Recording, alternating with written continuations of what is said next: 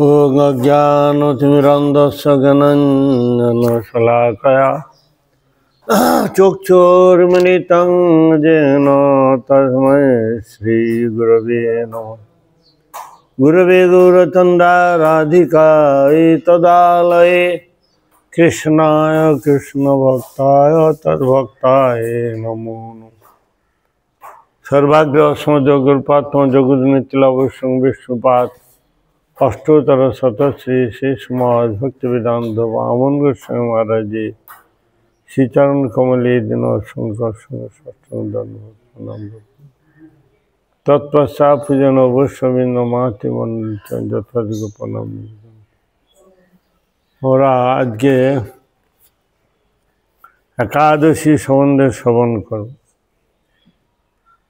মহারাজ একদা মহারাজ যুধিষ্ঠির মহারাজ কহিলেন, হে জনার্দন, কার্তিক মাসে কৃষ্ণপক্ষিয়া একাদশীর নাম কি তা কৃপাপূর্বক বর্ণন করুন। কৃষ্ণ তদুত্তরে বললেন, হে নৃপশ্রেষ্ঠ, এই একাদশী রমা নামে বিখ্যাত এবং মহা পাবনাশিনী ও শ্রেষ্ঠা।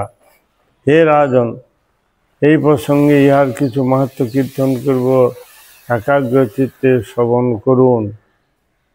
পুরাকালে মুচুকুন্দ নামে একজন বিখ্যাত রাজা ছিলেন। দেবেন্দ্র, যম, বরুণ ও কুবেরের সহিত তার বন্ধুত্ব এবং বিভীষণের সহিত অত্যন্ত সদ্ভাব ছিল। তিনি কৃষ্ণভক্ত ও সত্যপ্রতিজ্ঞ ছিলেন। এইরূপে তিনি নিষ্কণ্টকে রাজ্য শাসন করিতেছিলেন। চন্দ্রভাগার নামে তার একটি কন্যাও ছিল। চন্দ্রসেনের পুত্র শোভনের সহিত তার বিবাহ হইয়াছে। কোন সময় একদিন মান্ধাতা জামাতা শ্বশুরালয়ে উপস্থিত হইলেন। দৈবক্রমে সেদিন একাদশী তিথির আবির্ভাব। স্বামীকে দর্শন করিয়া প্রতি পরায়ণ চন্দ্রভাগা মনে মনে চিন্তা করতে লাগলেন, হে দেবেশ, হে গোবিন্দ, হে জগন্নাথ,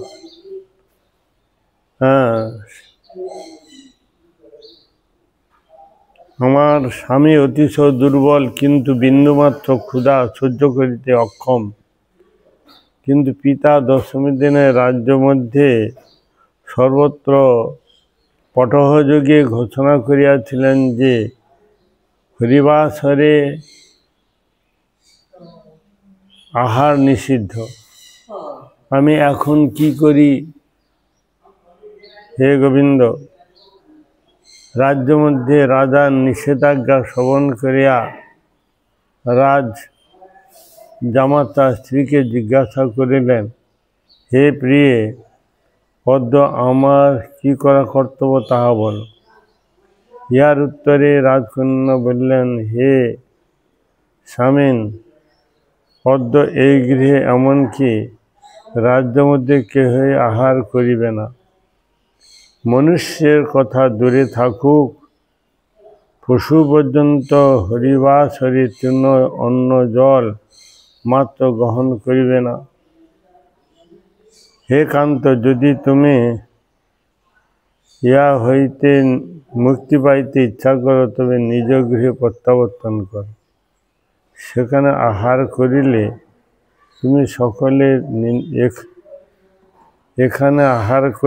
তুমি সকলে নিন্দাভাজন হইবে এবং পিতা ক্রুদ্ধ হইবেন।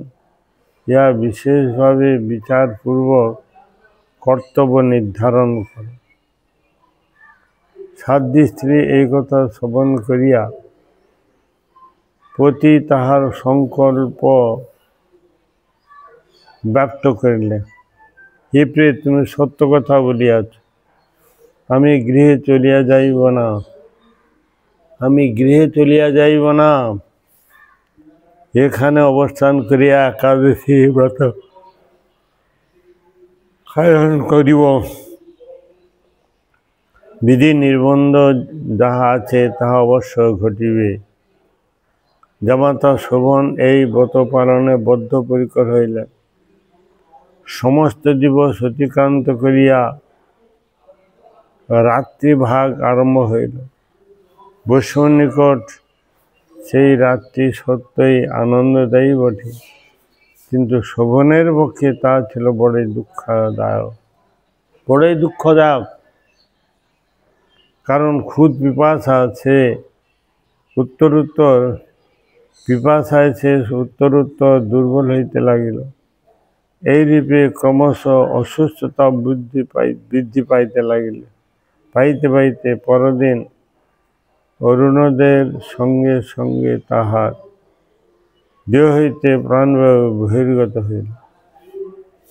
রাজা মুচুকুন্দ সাড়ম্বরে তাহার সবদাহ কার্য সুসম্পন্ন করিলেন।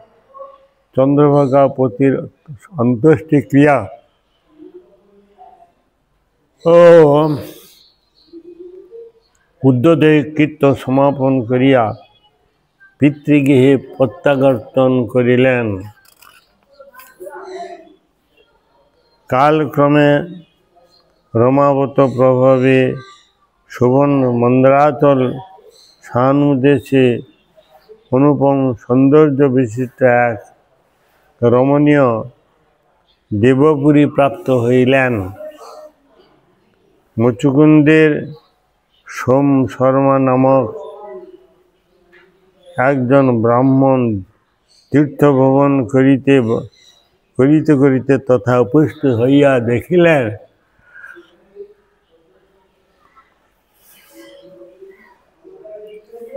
হেমন্তময় এক বিরাট পুরীতে রত্ন বৈডূর্য মণ্ডিত বিচিত্র স্ফটিক খচিত সিংহাসনে কিরীট কুণ্ডল যুক্ত হার কেয়ূরভূষিত রাজরাজেশ্বর শোভায়মান। তিনি শ্বেতছত্র চামর দ্বারা নিরাজিত হইতেছেন। গন্ধর্ব ও অপ্সরাগণ নানা উপচারে সেবা ও বন্দনা করিতেছেন। ব্রাহ্মণ সেই শোভনকে চিনিতে পারিয়া তাহার নিকট উপস্থিত হইলেন। শোভনও সেই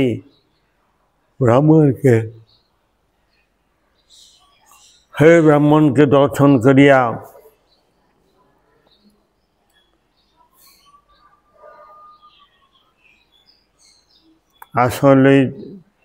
আসন হইতে উঠিয়া তার চরণ বন্দনা করিলেন ও মুচুকুন্দ পুরের শ্বশুর ও ভার্যার কুশলবার্তা জিজ্ঞাসা করিলেন। ব্রাহ্মণ সকলে সুসমাচার জানাইয়া বিস্মিত হইয়া উঠিলেন। এমন বিচিত্র মনোহর পুর আমি কখনো দর্শন করি নাই। ইহা আপনি কিরূপে প্রাপ্ত হইলেন তা সবিস্তারে বর্ণন করুন। আমার বড়ই কৌতূহল জন্মিয়াছে। শোভন বললেন, হে যে কার্তিক মাসে কৃষ্ণপক্ষিয়া রমা একাদশী সর্বব্রত হইতে শ্রেষ্ঠ ব্রত। আমি উহা শ্রদ্ধা বিনা পালন করিলেও তাহার আশ্চর্যরূপ ফল লাভ করিয়াছি। আপনি কৃপাপূর্বক চন্দ্রভাগাকে সমস্ত বৃত্তান্ত বলিবেন। সোমশর্মা মুচুকুন্দপুরে প্রত্যাবর্তন করিয়া চন্দ্রভাগার নিকট সমস্ত নিবেদন করিলেন। ইহার কারণ ইহা শ্রবণ করিয়া তিনি বললেন, তাহাকে দেখিতে আমার বিশেষ ইচ্ছা করিতেছে। আমাকে তাহার নিকট পৌঁছাইয়া দিবার জন্য আপনাকে একান্ত অনুরোধ জানাইতেছি। আমি ব্রত পালনের পূর্ণ প্রভাবে এই প্রকার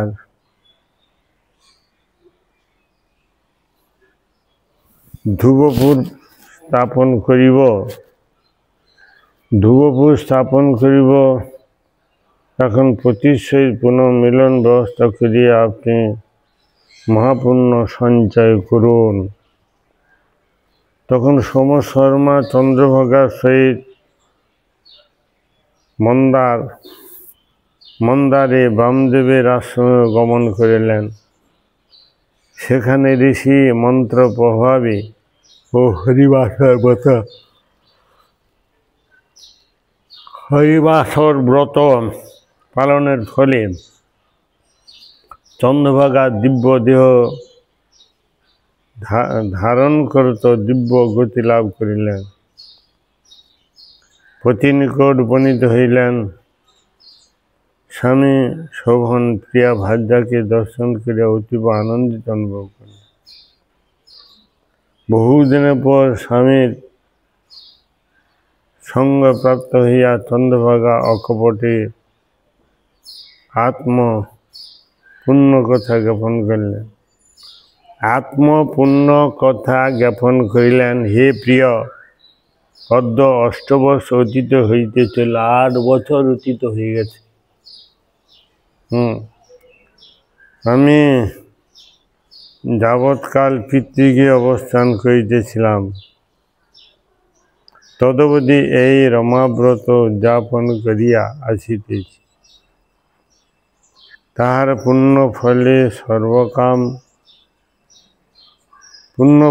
সর্বকাম সমৃদ্ধ হইয়া মহাপ্রলয়কাল পর্যন্ত এইরূপ স্থায়ী রাজ্য প্রাপ্ত হইব, এই দৃঢ় বিশ্বাস ছিল। হে নৃপশ্রেষ্ঠ, দিব্য বিগ্রহ শোভন দিবারূপা চন্দ্রভাগা, হে নৃপশ্রেষ্ঠ, দিব্য বিগ্রহ শোভন দিব্যরূপা চন্দ্রভাগা সহ তথায় নিত্য সুখ ভোগ করিতে লাগিলেন। পাপনাশিনী ভক্তি মুক্তি প্রদায়িনী রমা একাদশীর মাহাত্ম্য আপনার নিকট কীর্তন করিলাম। যিনি উহা শ্রবণ করিবেন তিনি সর্বপাপ মুক্ত হইয়া বিষ্ণুলোকে পূজিত হইবেন। শাস্ত্র বলেছেন, অকাম সর্বকাম মোক্ষকাম উদারদি তীব্রেণ ভক্তি যোগেন যজতে পুরুষ পরম। কেউ যদি কামনা বাসনা না করে, কেউ যদি নিষ্কামভাবে করে, কেউ যদি তীব্র ভক্তি যোগও করে, তার ফলে তিনি কি হবেন না, তার একটা ফল আছে। কামনা বাসনা করলে একটা ফল আছে, কামনা বিহীন করলেও ফল আছে, আর ভক্তি যোগের দ্বারা করলেও ফল আছে। এই জন্য অকাম সর্বকাম মোক্ষকাম উদারদি তীব্রেণ ভক্তি যোগেন যজতে পুরুষ পরম। এটা চশমাটা নিয়ে সে অসুবিধা, বিছানায় ওখানে সামনে আছে, নাহলে বইটা ঘুরে দেখতে ভালো। হ্যাঁ, তাহলে শাস্ত্র বলছেন, তাহলে যেভাবে করুক না কেন তার একটা ফল আছে।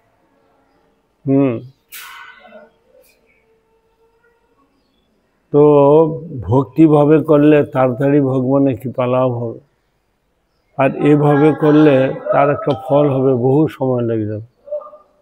এই জন্য বহু জন্ম করে যদি শ্রবণ কীর্তন তবু তো না পায় বজেন আনন্দ। বহু জন্ম করলেও পেতে পারে, আবার নাও পেতে পারে, কিন্তু ভক্তির সহিত করলে কি হয়, তার ফল অতি অবশ্যই লাভ। তো একাদশী ব্রত 8 বছর থেকে 80 বছর পর্যন্ত প্রত্যেক মনুষ্যের করা কর্তব্য। কৃষ্ণ এবং শুক্লা উভয় পক্ষ একাদশী করতে হবে। এর ছোট বড় বলে কিছু নেই। প্রতিটা একাদশীর দিন পঞ্চশস্য ভোজন করলে তার আর মনুষ্য জন্ম লাভ হবে না।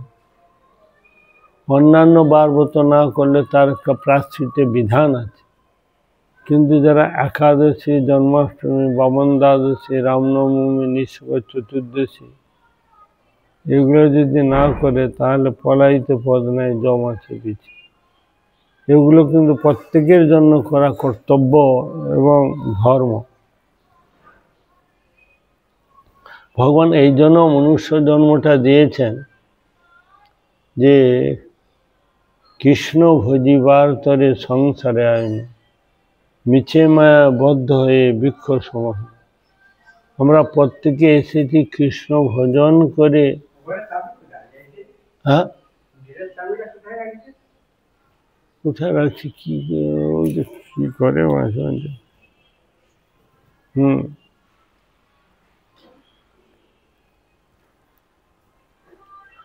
এইটা হচ্ছে মনুষ্যের কর্তব্য এবং ধর্ম। প্রত্যেকের জন্য একাদশী অতি অবশ্যই করতে হবে। পঞ্চপাশ হোক কি যে কোনো 4 বর্ণাশ্রমী যদি কৃষ্ণ নামে ভজে, শশকর্ম করিতেছে রৌর পরিমজে। সে যদি যে কোনো বর্ণ, যে কোনো আশ্রম, যে কোনো জ্যোতি সন্ন্যাসী, প্রত্যেকের জন্য কিন্তু একাদশী অতি অবশ্যই করতে হবে। কেউ যদি বলে থাকে তো একাদশী তো বাধা আছে, পুরীতে করতে হবে না। স্বয়ং মহাপ্রভু তিনি নিজে শাস্ত্র দেখিয়েছেন যে মহাপ্রভু স্বয়ং আচরণ করে দেখিয়েছেন, আপনি আচরি ধর্ম জীবের শিখা, আপনি না কইলে ধর্ম শিখানো না যায়। তিনি স্বয়ং আচরণ করে দেখিয়েছেন যে 8 বছর থেকে আজ প্রত্যেকে করতেই হবে, এ বিষয়ে কোনো সংশয় নাই। কিন্তু আমি যদি না করি তাহলে ভগবান কি করবেন? এর কোনো প্রায়শ্চিত্ত বিধান নেই। পিতৃহত্যা, মাতৃহত্যা, গোহত্যা, যত জন্ম জন্মান্তরে পাপ আছে তোমাকে পাপ ভক্ষণ করতে হবে এবং হইব নিরয়গামী এবং নরকগামী হবে। যারা বুদ্ধিমান ব্যক্তি তারা শাস্ত্রবাণী, তারা গোস্বামীগণের কথা পালন করে তারা চলবেন, তবে তাদের আত্মার কল্যাণ হবে। আর যারা শাস্ত্র মানে না, গুরু বৈষ্ণবকে সম্মান দেয় না, কর্মী, জ্ঞানী, যোগী, সহজ, সাধু, পাষণ্ডী, তারা কি করবেন? তারা গায়ের জোরে মন গড়া অনুযায়ী তারা চলে। এই জন্য তারা দুঃখ পায়, কষ্ট পায় এবং এরপরে জন্মে কোনো মনুষ্য জন্ম পাবে না। কৃষ্ণ ইতরজনিতে তাদের জীবন অতিবাহিত করতে হবে। অতএব আমরা প্রত্যেকে চাইব একাদশী ব্রত করে শাস্ত্র বিধান অনুযায়ী জীবন সার্থক করো পরোপকার। নিজের জীবনকে সার্থক করে পরোপকার করাটা হচ্ছে বুদ্ধিমানের কথা। অতএব আমরা সবাই একাদশী ব্রত, হরিবাসর ব্রত, ভক্তি জননী তিথি পালন করে আমরা জীবনটা ধন্যাতি ধন্য করতে চাই। হ্যাঁ, একাদশী তিথি ভক্তি জননী যতনে পালন করি। এই যতনে বলতে মহাপ্রভু বলছেন চৈতন্য চরিতামৃতে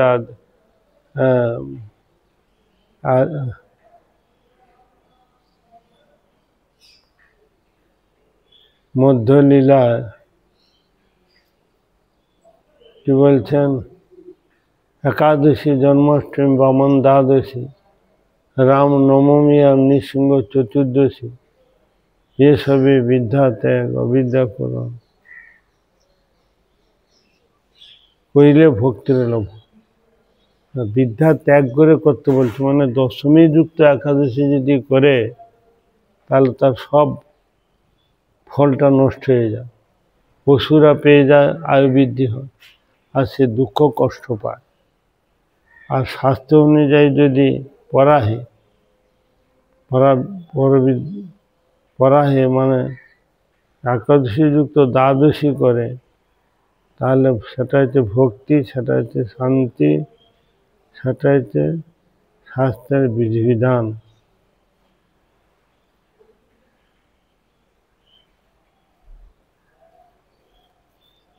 অতএব আমরা সবাই মিলে